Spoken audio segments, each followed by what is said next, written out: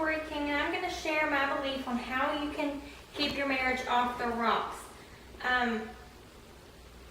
Every marriage has problems and issues, but not every marriage has to end in divorce. In most cases nowadays it does. It seems like instead of trying to fix it, people just throw it away and go look for something new.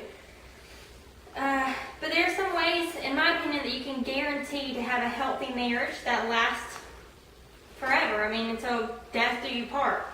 Can you name on one hand how many people you know that have been divorced at least one time in their life? Or would it take both hands and both feet, maybe twice each? The divorce rate in Florida is 9.2%, and in the U.S. is actually 50%, which is pretty bad odds that you're going to stay married to the same person forever.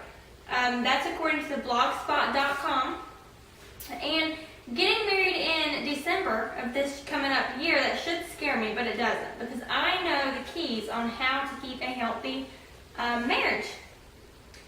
First of all, the most important thing in a marriage is, in my opinion, is keeping God first. You never want to put anything over God. Whenever you are making decisions, you make them together, and you always pray about it before you come to a conclusion. You want to make sure that God is leading you to that decision, and you're not just coming up with it because that's what you want to do. And He will never let you go wrong. If you pray about it and you seek His answer first, more than likely you're going to do what He wants you to do. If your marriage doesn't have God, you don't have anything. Your marriage can crumble around you. You have no foundation. Don't put anything before God in your marriage, not your spouse, not your kids, not your extended family, football, nothing. Keep God absolute first. Proverbs 27:17 says, "Iron sharpens iron, so a man sharpens the countenance of his friend." This says that when you hang around certain people that have the same morals and the same beliefs as you do, it's more likely that you're going to stay lifted up instead of shot down all the time, and instead of going to bars and partying and leaving your wife or kids or your husband and kids at home. You're going to be focused on keeping that marriage healthy and alive and building that relationship with that spouse. So make sure you stay hanging around higher standards of people. Make sure that you're hanging around people who have their priorities in line. You're less likely to stumble and be led astray in this case.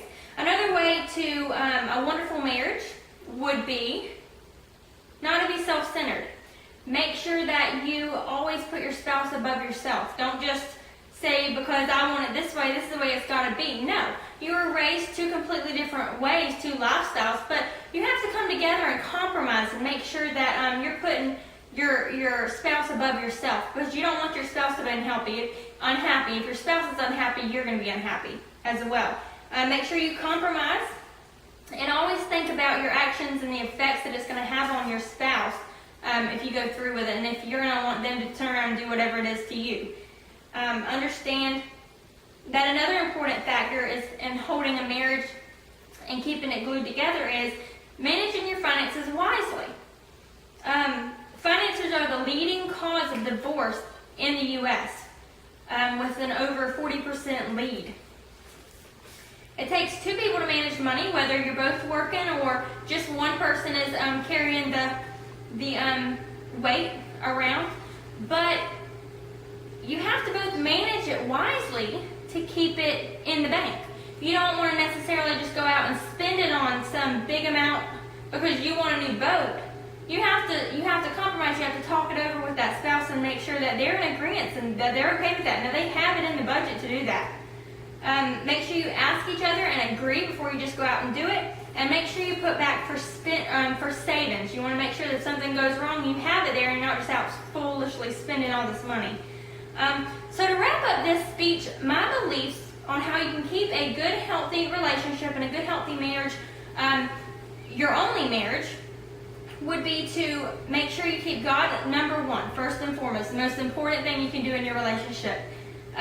Make sure that you're not a selfish person, you're not acting self-centered in everything you do. Make sure you put that spouse above yourself and your own desires and wants. And number three, make sure that you handle and help manage your finances very wisely, because financial difficulties can definitely hinder a relationship.